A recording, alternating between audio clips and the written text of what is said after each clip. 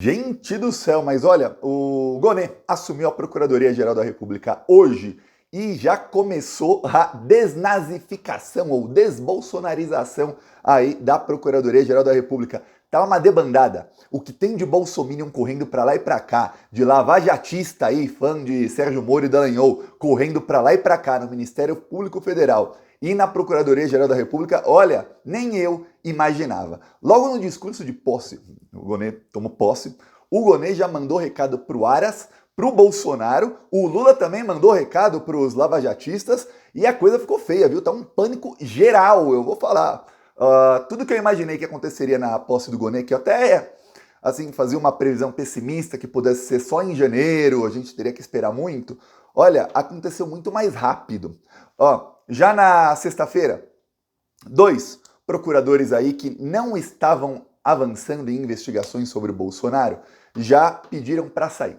Não saíram oficialmente porque tinha que ser num dia de semana. Então, na sexta-feira à noite, eles avisaram que entregariam os cargos na segunda-feira. Então, hoje de manhã, o Gonê assumiu e você deve estar lembrado ou lembrada do subprocurador da República, que era o chefe ali da investigação sobre os atos antidemocráticos e sobre a tentativa de terrorismo, de golpe de Estado do dia 8 de janeiro. Pois bem, esse é o subprocurador que deu uma entrevista na Veja, cerca de um mês e meio atrás, dizendo que, olha, a delação do tenente-coronel Cid não tem provas, é uma delação fraquíssima, não serve para nada e detonando o trabalho da Polícia Federal.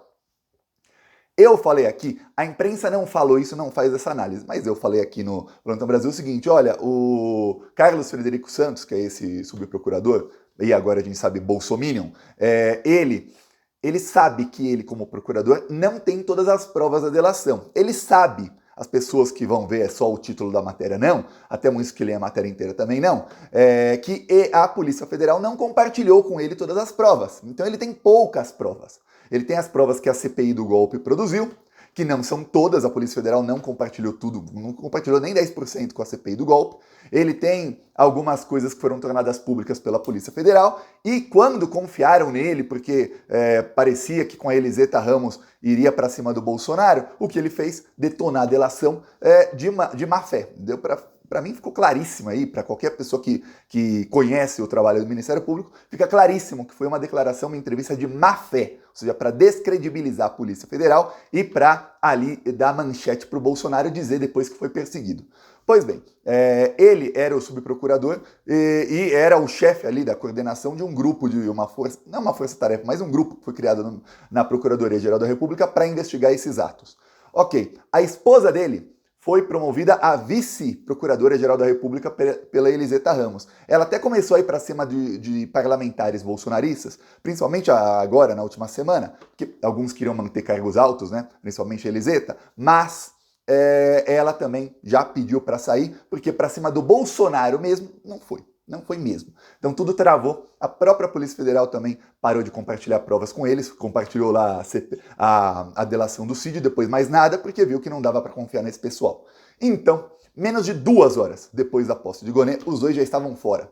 Não só eles, teve uma debandada aí de procuradores. Vários lavajatistas, dezenas, ainda nem sabe quantos, porque muitos ainda estão assinando aí os documentos dizendo, ó, eu estou entregando aqui o cargo. Então, dezenas de bolsonaristas e lavajatistas estão entregando o cargo hoje. E o que se espera é que até o final do ano serão aí 50, 60 procuradores aí em cargos altos que mudarão de cargo porque vão deixar o cargo em questão. Então vai ser uma mega... Eu falei desnazificação, mas nem todos são assim nazifascistas, né? Tem muito bolsominion que é só fascista, que é só lixo, não tá naquele nível. Mas enfim, a desbolsonarização e deslavajatização começou a todo vapor, viu? E o discurso de posse do Gonê foi duro, viu? Foi duro. Primeiro, o Lula discursou, e o Lula é muito engraçado, o Lula discursou, vou mostrar um trecho. Primeiro, o Lula começa o discurso falando, olha, eu não vou discursar, eu discursei na posse de outros procuradores gerais da República que eu indiquei nos outros governos, aí cita os nomes, tudo mais, eu tô emocionado de voltar aqui, todo mundo sabe o porquê, afinal o Lula foi perseguido pelo Ministério Público Federal e volta lá como presidente, indicando o Procurador-Geral da República. Aí o Lula fala, não vou discursar, e discursa. Aí um trecho aqui do discurso do Lula, ó. Lhe pedi uma coisa. Público é uma instituição tão grande que nenhum procurador tem o direito de brincar com ela. O Ministério Público é de tamanha relevância para a sociedade brasileira e para o processo democrático desse país que um procurador não pode se submeter a um presidente da República, não pode se submeter a um presidente da Câmara, não pode se submeter ao presidente do Senado, não pode se submeter aos presidentes de outros poderes, mas também não pode se submeter à manchete de nenhum jornal e nenhuma manchete de um canal de televisão. A única coisa que eu peço a você, em nome do que você representará daqui para frente na história desse país, é que você só tenha uma preocupação: fazer com que a verdade, e somente a verdade, prevaleça acima de qualquer outro interesse. Trabalhe com aquilo que o povo brasileiro espera do Ministério Público. As acusações levianas não fortalecem a democracia, não fortalecem as instituições. Muitas vezes se destrói uma pessoa antes de dar a ela a chance de se defender. E quando as pessoas são provadas que são inocentes, sabe, essas pessoas não são reconhecidas publicamente. Então é importante que o Ministério Público recupere aquilo que foi a razão pela qual os constituintes enalteceram o Ministério Público. Garantir. Vamos lá, então o Lula faz aí um discurso pelos direitos e quando ele fala responsabilidade e tudo mais, estavam na plateia, além do Janot, que era o chefe da Lava Jato, porque ele era o Procurador-Geral da República, e que foi, assim, peça marcante no golpe contra Dilma, não teria o golpe se não fosse o Janot. É uma das pecinhas que, se você mudasse só essa peça, não teria o golpe, o Janot. Porque ele foi quem segurou denúncias contra o Eduardo Cunha, ele foi quem usou o Ministério Público, deixou que a Lava Jato continuasse criminalizando só o PT, ele foi quem recebia os procuradores da Lava Jato e oferecia denúncias, foi ele quem fez a Polícia Federal invadir o gabinete e prender um senador inocente petista, que era o Delcídio do Amaral, foi ele quem deixou a Lava Jato usar suas táticas fascistas, mesmo na Procuradoria-Geral da República, não só em Curitiba, para tentar forçar uma delação do Delcídio contra outros membros do PT. Então o Janot foi ele peça principal. O Janot estava na plateia.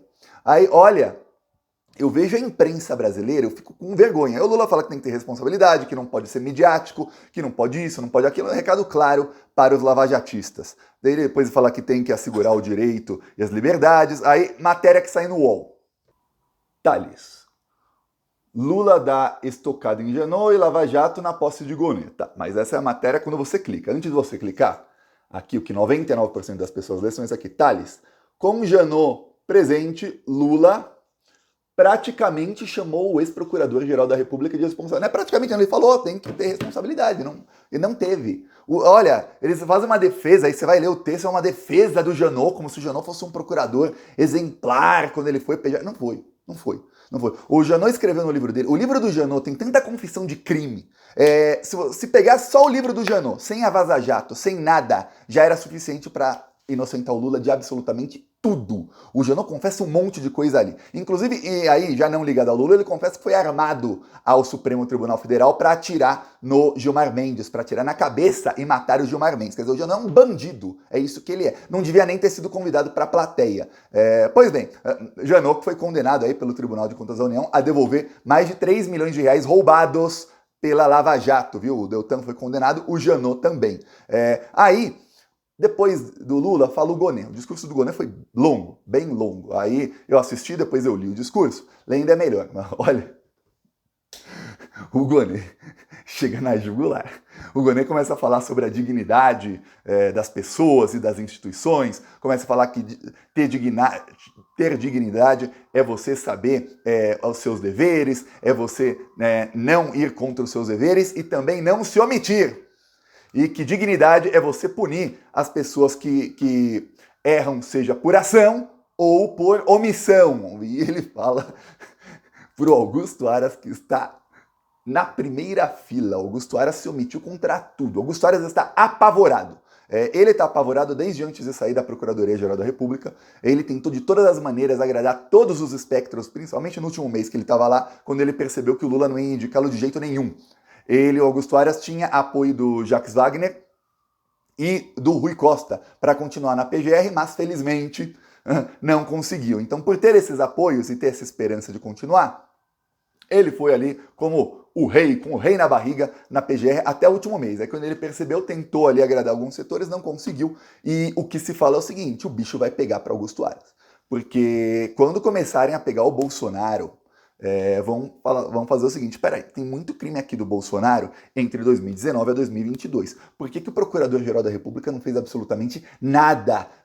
Por não fazer nada o procurador, a coisa foi escalando. Porque se o procurador faz alguma coisa em 2020, no primeiro discurso que o Bolsonaro fez ali, que já era golpista, já faz alguma coisa, pá, o Bolsonaro, epa, caraca, tô ferrado aqui, eu não posso demitir esse cara, ele é procurador, tô ferrado, esse cara vai ficar até 2 anos, até o final de 2021 ficaria. Putz, esse cara tem aí 1 ano e meio para me ferrar. Os primeiros discursos golpistas do Bolsonaro foram em abril de 2020, quando começaram os atos antidemocráticos, que, lembrando, a Procuradoria-Geral da República também não ajudou em muita coisa.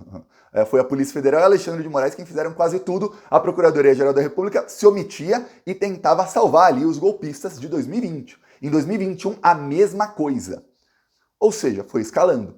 Tem um culpado. Escalar. Quem se omitiu. Então o Gonê foi claríssimo ali. A coisa vai ficar feia para ele. Gonê também repetiu aí o que o Lula falou sobre dar o direito de defesa, sobre não usar o cargo para interesses próprios, sobre não ficar buscando holofotes, ou seja, recado claríssimo para os lavajatistas. O que todo mundo está falando é o seguinte, e é o que está acontecendo aí mais rápido do que eu imaginava. Eu pensei que fosse, olha, um movimento que vai acontecer entre o dia 18 de dezembro até o fim do recesso, então até o final de janeiro mais ou menos, 45 dias. Vão saindo lavajatistas, vai desaparelhando a Procuradoria-Geral da República também dos bolsonaristas. O que está acontecendo é muito mais rápido. Olha, menos de 2 horas depois da posse dele já estava uma desbolsonarização gigantesca. Olha, até o final do recesso muita coisa vai acontecer, mas muita coisa mesmo.